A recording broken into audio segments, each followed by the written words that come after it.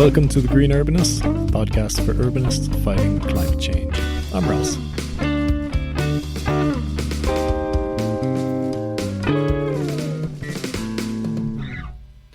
Thank you again for joining. Welcome to the podcast. Today we're asking the question, are tall buildings sustainable?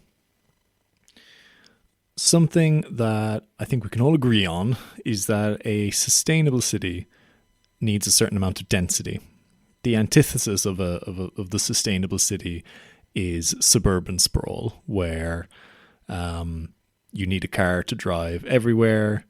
You take up, tons of land. It's very inefficient, and so we have to move in the other direction. We have to build more densely, and a lot of people would put forward this idea that to make our cities more dense, we have to use tall buildings. They say we have to build up instead of out. And tall buildings are seen in many ways as a kind of silver bullet, a solution to getting that, critical mass that we need to have sustainable transport, to have vibrant communities where you can support local businesses, where everywhere is walkable, and they point to places like New York, maybe Vancouver, as places that, are examples of this. And, living in London was historically quite a low-rise city, but in the last 20 years has gotten very tall. According to the New London Architecture Annual Tall Building Survey of London, in 2020 there was 525 tall building projects in the pipeline, with 89 under construction across the city. So that is equivalent to about 100,000 homes. So it's a really, really significant type of development that is coming forward. And I see it also in, other cities around the UK, Manchester, Belfast, and even smaller, the sort of smaller regional cities which haven't historically had that sort of scale of development are now seeing pressure for taller buildings. So means we have to look at this really holistically, and we have to decide, is this the right way to go? Should we be embracing the typology of tall buildings in our cities? Should that be part of our future vision for cities, making them more sustainable? Or are they doing more harm than good? And while I'm looking at this, I'm going to cover the three aspects of sustainability, the three pillars, which are environmental, social, and economic. As I always say, it's not just about carbon emissions. We also have to make sure that cities are, have an economic vitality, and also that they have livability, that they're good places to live. I'll get into it basically straight away because I think it's going to be a fairly lengthy episode. I've got quite a big script here written out. Worth noting that, in this episode, particularly when I'm talking about the economic aspects, I'm very much leaning on my experience of the UK context, and in other parts of the world, different planning systems and market conditions may well make some of my points less valid. But I think on the whole, in this episode, there's a lot of general principles that can be applied anywhere. So, the first question when you're delving into this topic is, what is a tall building? Let's just go back to basics. There's loads of definitions that different people use, different cities use. And one of the challenges about talking about tall buildings as an idea is that it's actually a very broad typology. So we could be talking about, a 10-story modernist housing estate or a 50-story high-end office building. These two things are very different. So we need to be careful about the language that we use so we can bring a bit of nuance to this topic. At Urban Initiative Studio in London, where I work as an urban design consultant, one of our areas of expertise is tall buildings. We do a lot of work consulting with cities and developers about the strategic role of tall buildings in cities. Over the years, we've developed a way of categorizing tall buildings, which basically can be adapted anywhere, and it's based on their height relative to the height of buildings in the surrounding context. So for instance, if you're in an area where all the buildings are 2-story homes, then a 6-story building might appear to you as a tall building because it's 3 times the context. Whereas the same building in a city centre where all the buildings are 4 or 5 stories, a 6-story building won't stand out at all. So you wouldn't call it a tall building. Now, let's say as a general rule, typically once you get a building that is about double the context height, we would start calling it a tall building.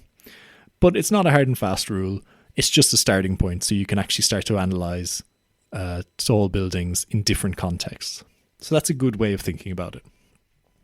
Now, that's a good way of defining tall buildings from an urban design point of view. It takes into account the characteristics of a place.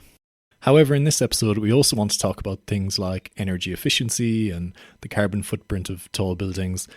And from a construction point of view, a 6-story building is not really tall. It's just a conventional building with conventional kind of engineering and construction techniques. Once you get to about 10 stories, then buildings really start to take a different form. They require different construction techniques. So you might consider this to be tall, but again, there's no really agreed definition.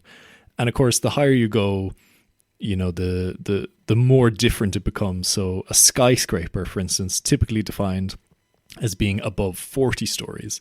And then you keep going up, you get to categories like super tall and hyper tall.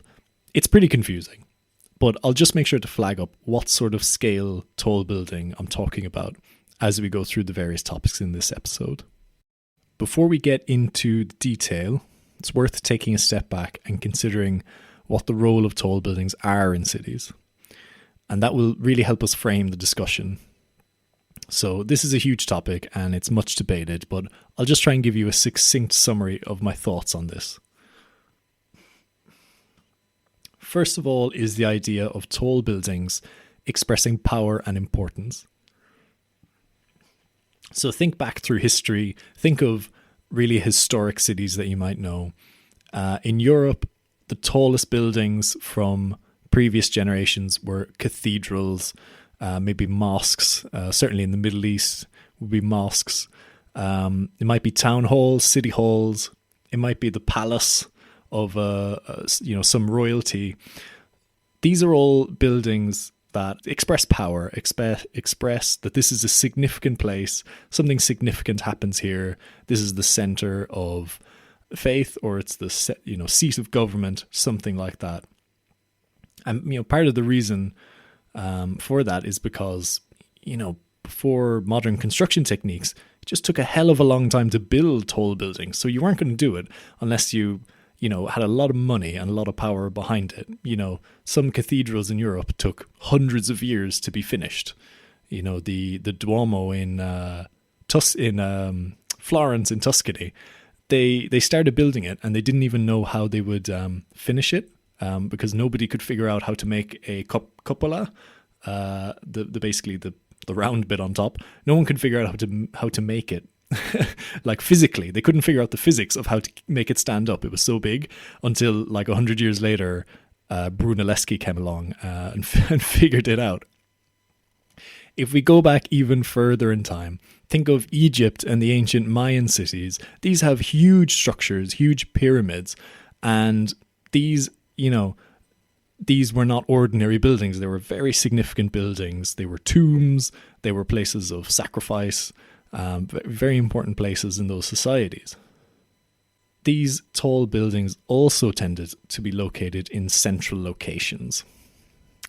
So they serve another purpose, which is navigation, wayfinding, legibility. Just think about how humans found our way around before Google Maps, even before paper maps. We relied on objects we could see and recognize to place ourselves in context. So, for instance, a mountain or a river or even the stars, people would navigate by the North Star. And we do the same thing in cities. We look around for things we recognize to help us navigate and to place ourselves in the context. Tall buildings that are centrally located and immediately recognizable are the perfect wayfinding tools in urban environments because you can see them from all around and you always know where you are in relation to them.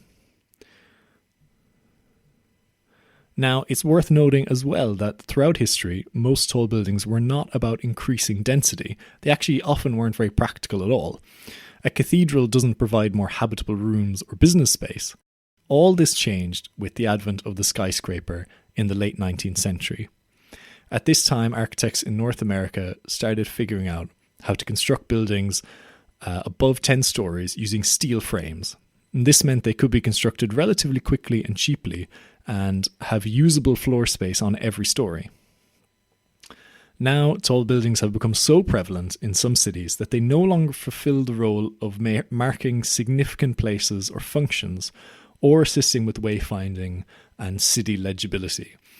They could be located in any random place, and far from being centres of religious worship or societal importance, they're often anonymous office or residential buildings, hardly something to celebrate by taking up prominent skyline space. However, our brain still expects them to fulfill these roles, and of course they still can if they're carefully located and designed.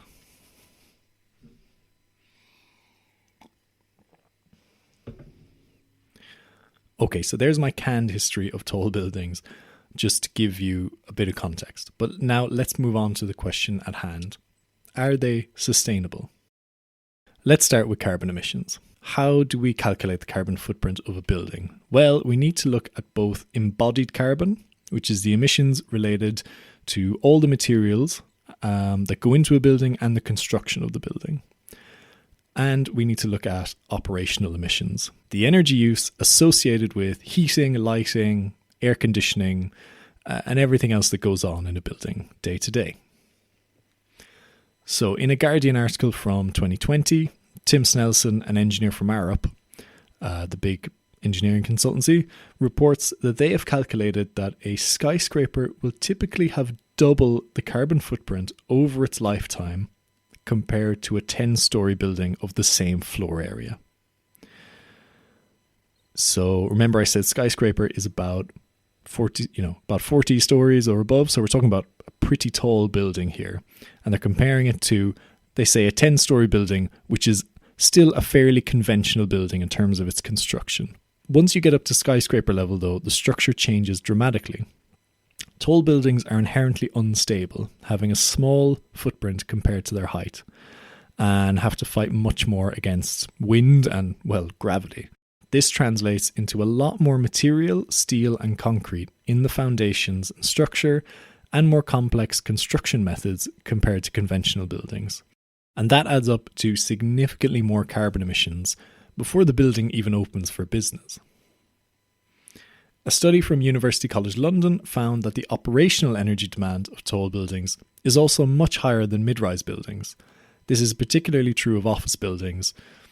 In the study, they compared hundreds of buildings across London and found a clear trend where, on average, an office building of 20 stories will have 2.5 times the electricity consumption per square metre compared to a 6-story building.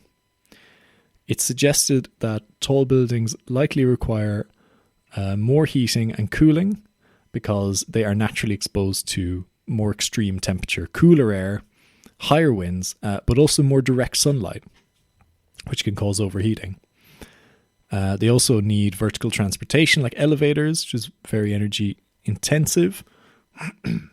When they compared residential buildings, conventional versus tall, they found a less stark difference, but there was still a clear relationship between more height and greater energy consumption. Consider that buildings and the construction industry are estimated to account for 39% of global emissions. So this is one of the really big issues that we need to be always reducing energy use and the embodied energy. We need to be taking measures across the board to reduce emissions. And so from this perspective, it makes sense to avoid tall buildings whenever we can. I mean, if we have enough space and we can develop, say, a 6-story building, that provides the same square meters compared to a 20-story building, in terms of carbon emissions, it makes total sense to go for the lower rise building. I also want to just continue this environmental theme for a moment to bring up the issue of ecology, and specifically the problem of bird deaths in cities. So you may not realise, but actually birds dying from colliding with glass, basically flying directly into glass, is responsible for billions of bird deaths every year. In fact, it's the second largest human-made hazard to birds after habitat loss. Tall buildings are the main culprits because they extend further into bird flight paths and tend to use a lot of glass in their appearance. Also at night, lights on tall buildings can confuse birds and throw them off their migration because they use stars and the moon to navigate. The final environmental consideration I want to bring up is the idea of adaptability and what happens to tall buildings if they become obsolete. Look at any well-preserved historic building in a major city, and you'll find that it has probably gone through multiple uses and different internal arrangements over the years. Think of Victorian terraces and European courtyard-style buildings. If they're too large for a single home, you can divide them into flats. If they're too small, you can knock through some walls and combine two buildings together. If you need an office space, then they can easily be adapted to that from a residential use. These typologies are infinitely adaptable, which is one of the reasons they've survived hundreds of years and are still relevant in cities today. Tall buildings, however, are a very unique and specific kind of building form that often cannot be easily adapted to other uses if necessary. For example, modern office buildings tend to have high ceilings and very deep footprints. This makes them difficult to adapt to residential use, for instance. Now, why is this important? Well, cities are changing all the time, and especially in the post-COVID-19 world, we may see cities being used quite differently. This means that at some point we could see certain tall buildings lying empty, as their original use is no longer necessary or profitable. If our only option is then to demolish them and build something different, then we're wasting huge amounts of energy, materials, and emissions. So from a sustainability perspective, we want to be reusing and adapting existing buildings as much as possible, especially if the buildings are only a few years or decades old. Okay, so you might say, what about density? Cities need to be dense to be sustainable. Density from tall buildings allows us to build upwards rather than outwards, avoid suburban sprawl, and support sustainable transport modes. So really the question here is, can you have enough density without tall buildings, or are they necessary for this sustainable vision of cities? And could the benefits from extra density outweigh the extra carbon footprint? Now, this is a difficult question to answer in an abstract sense.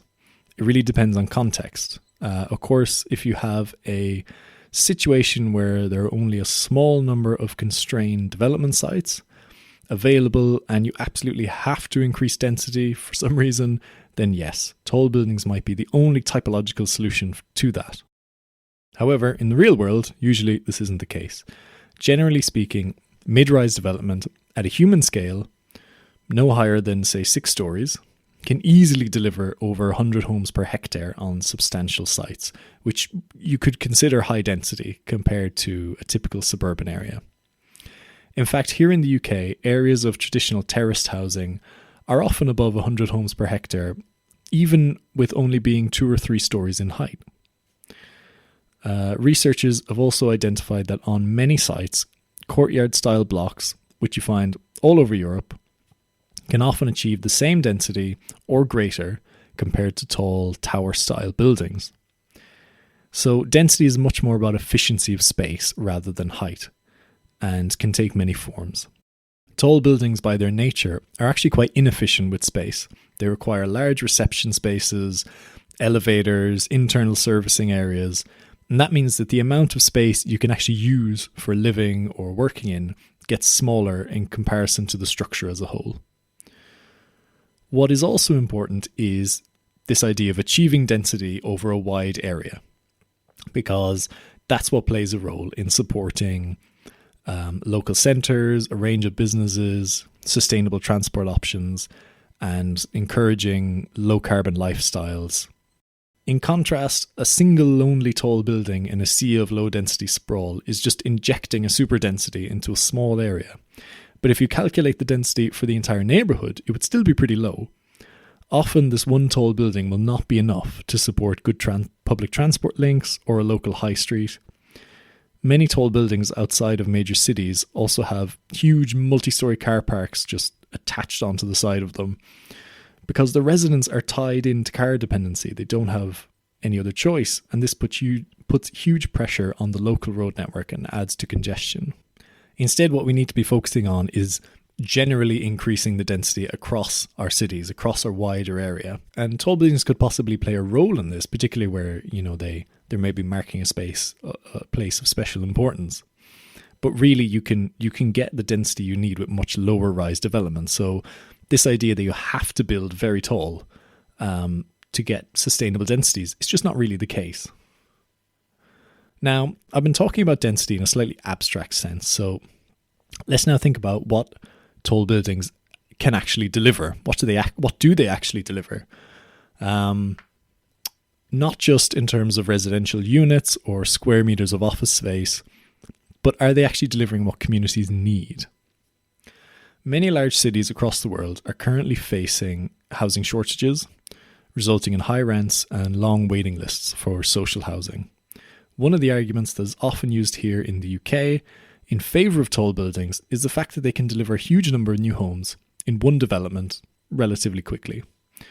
Planners love this because they just add this number of homes to a big spreadsheet somewhere and they can say they're making good progress towards their housing targets.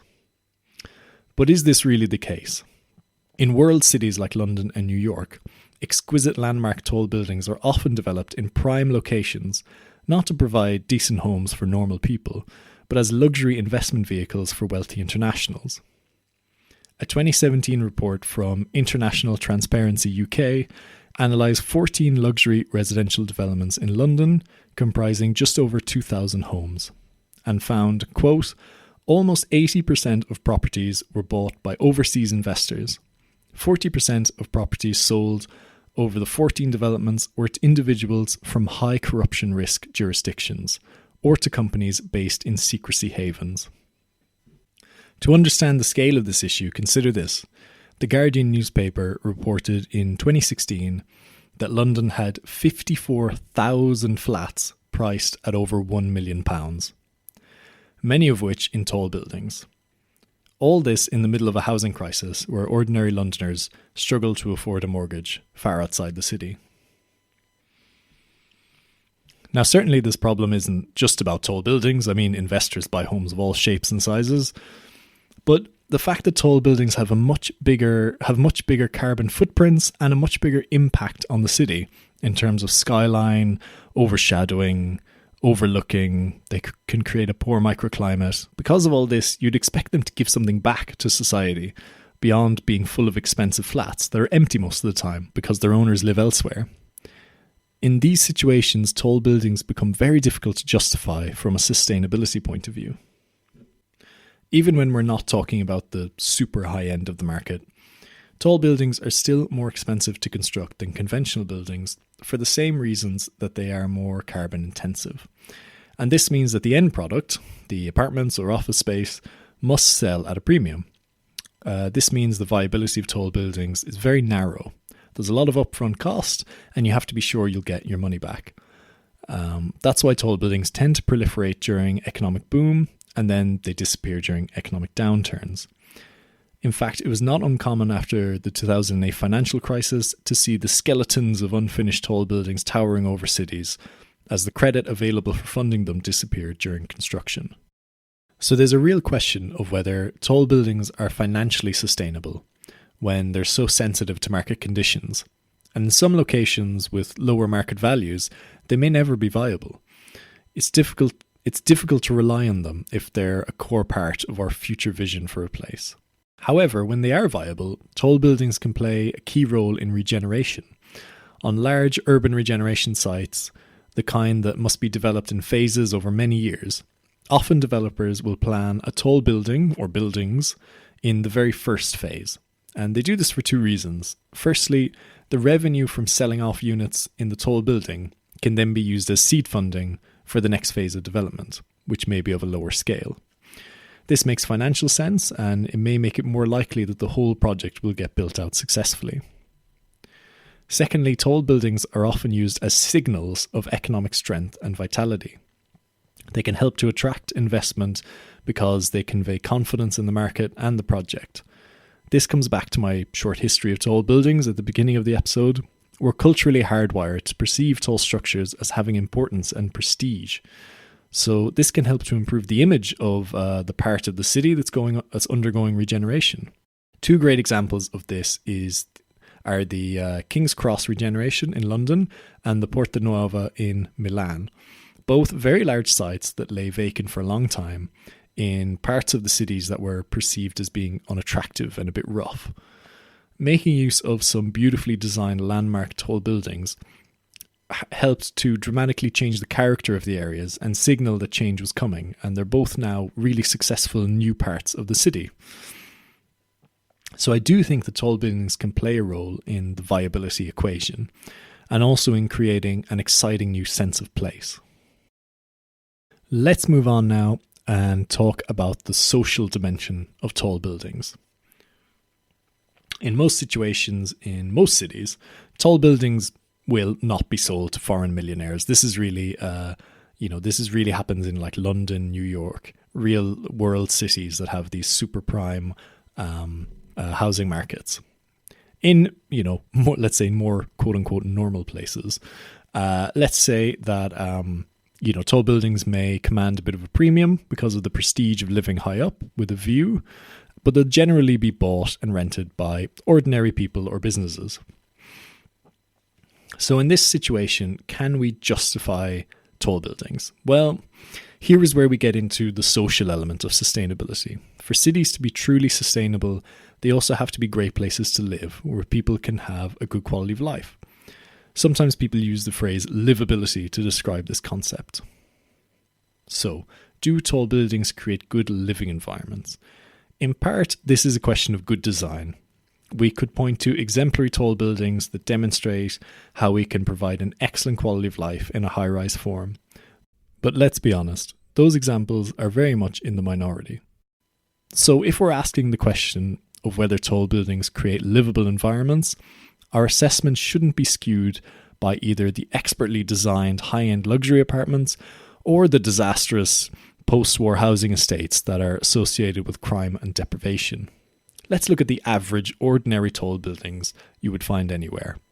The ones that are nothing special, but also not particularly offensive. Luckily, there is quite a bit of research on the impact living in tall buildings can have on our physical and mental health, and also our communities. I'm pulling information here from two sources. One is a really interesting book on the psychology of city living called Headspace by Dr. Paul Keedwell. And the other is a research article from 2017 titled The Sustainability of Tall Building Development, a Conceptual Framework. Links for everything are in the description. I know probably nobody, even looks at the links, but I always put them in there anyway, so I'm not just making this stuff up as I go along. And maybe you're in university, you're working on a paper, and you want to find the source. It's there for you, my scholarly friends. So, interestingly, it seems that tall buildings can affect people differently depending on their personality. For instance, people who would be described as neurotic, meaning they're more prone to negative emotional states like depression and anxiety, unsurprisingly tend to experience more anxiety living in high-rise homes rather than in low-rise. This may be because there's a perceived greater risk of being a victim to disasters like fires or earthquakes. Living high up can also create a sensation of being trapped and disconnected from other people. In fact, this feeling of disconnectedness may well be borne out in reality, as residents of tall buildings tend to know fewer neighbours and have less community ties compared to residents of low-rise development, or even just the residents who live lower down in tall buildings. Research suggests that this is particularly challenging for extroverted people who crave social contact, whereas introverted people may be less bothered by the relative isolation. Quoting from the book Headspace, the author says, "We know that having a social network buffers against stress and negative moods, so it would not be surprising if the lack of relationships higher up were to cause us to feel less content. It is also an interesting insight that people who live on higher floors are less likely to exercise. Although they have access to a lift, it's as if the slightly greater time and effort required to get to street level is enough to tip the balance towards inaction. This then deprives them of yet another proven buffer against stress, anxiety, and depression: vigorous physical exertion. It's often argued as well that tall buildings are just not suitable for families, and the families don't want to live in them. And indeed, at least in the UK, most tall building developments are largely made up of one-bed and studio apartments, being squarely aimed at young professionals and couples. And there may be good reason for this.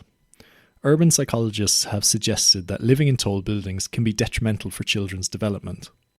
The argument is that it's important for young children to experience ever-increasing amounts of freedom, to go outside the home, experience the real world, like the local neighbourhood, a park, the corner shop, and then return to the safety of home. This experience is only possible in low-rise urban forms, where parents can keep an eye on the street and be physically close to the outside. As the author says, this interplay between dependence and autonomy that earns a child a sense of competence is missing in high-rise environments. High-rise developments also tend to lack adequate open space and access to nature, elements very important for both childhood development and the physical and mental well-being of adults. A research report by London School of Economics, titled "Residents' Experience of High-Rise Housing in London," found that one of the key elements that made a successful high-density development was the inclusion of an integrated high-quality green space for residents. When these are well designed, they tend to be used a lot by residents and really increase their happiness of living, their sense of well-being of living there. However, when they're just hard-surfaced, wind-swept spaces that are heavily overlooked, they tend to be underused and deserted. Interestingly, the report also mentions that roof gardens are generally not used very much by residents, partly because many residents don't know they're allowed to use it. They don't feel like a public space, and partly because of restrictions of use. After all, you can't have a barbecue, kick a football around, or cycle a bike on a roof terrace, so that really limits their usefulness for a lot of people. Okay, so it's looking like there's a lot of challenges for creating good living environments for residents of tall buildings. Of course, some of these issues can be mitigated by design, and that's an important lesson to take from this. The other thing is that, maybe some people with particular personality types just aren't suited to tall buildings, but other people might love them. How about the effect of tall buildings on the wider city? I could speak at length about the urban design implications of tall buildings, how they affect our perception of cities, affect microclimate, and the common issues around dead frontages and lack of public life around tall buildings. But to avoid straying too far from the topic at hand, which is sustainability, I will leave you with one final thought. Many of you listening may be familiar with the urban heat island effect, which is the phenomenon where urban areas heat up more, tend to be hotter than the surrounding countryside on any given day. Now, this can lead to really deadly heat waves, as well as just much more energy needed and used through air conditioning during the summer. Well, the height of buildings also has an effect on the urban heat island. The increased heat isn't just felt at ground level. Heat rises after all. And the height of the heat island effect is generally about 3 to 5 times the average building height. So high-rise cities have a more extreme version of the heat island effect, and therefore have more trouble cooling down during heat waves. This has knock-on effects on our mental and physical health, as well as emissions due to increased air conditioning. If you want to learn more about this topic, I covered it in detail actually in episode 4 of this podcast, so you can go back and check that out, all about extreme heat caused by climate change and how our cities can deal with it. Okay, that is basically everything I wanted to cover. I know there's a lot of negativity in this episode, and you might be thinking that I just hate tall buildings and I don't want any more of them anywhere. I think it's important to be honest about these things. If we're going to move our thinking beyond simply density is good, we need more density, we need to be honest about the impact that certain building typologies have on our cities. The shape of the built environment is really important. It's not just about density numbers and housing numbers. Despite all this, I'm actually not anti-tall building. I think they do have a role to play in cities just as they always have. But they need to be exceptional, and they need to be fulfilling a purpose that necessitates height rather than being tall for the sake of it. We shouldn't allow tall buildings to become the norm, and we shouldn't be wasting materials and energy just to build them when we don't need them or when they're not serving us. Now, there is one final question I have, which is, what are the role of tall buildings in the post-COVID world? People are realizing that they can work remotely. They don't need to be crammed into small flats near city centres. Surveys over the lockdown have told us that people are now placing a much higher value on having their own open space and being close to parks and nature because they're spending so much more time at home. Businesses are also realizing that they don't need to pay expensive rents in landmark office towers if half their staff are working from home at any time. Or some businesses have actually gone 100% work from home, smart working, so they don't need an office space at all. It will be really interesting to see how tall buildings fit into this new paradigm going forward. I guess only time will tell.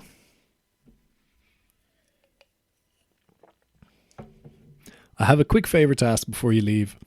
If you're listening on Apple Podcasts, please rate the podcast and leave a review.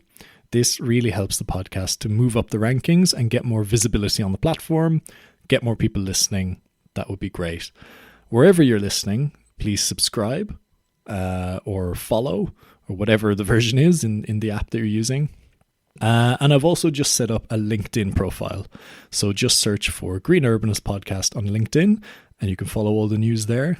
I'm posting sort of slightly longer form stuff there because it doesn't have the word limit like Twitter does. I mean, I'm the guy who records 40-minute long podcasts on one topic. I can't really fit much into 140 characters, so I think LinkedIn is a bit better for me. But you can also follow the podcast on Twitter and on Instagram. That's it. Thank you so much. Please share the podcast if you've enjoyed it. Have a great day, and I'll see you next time.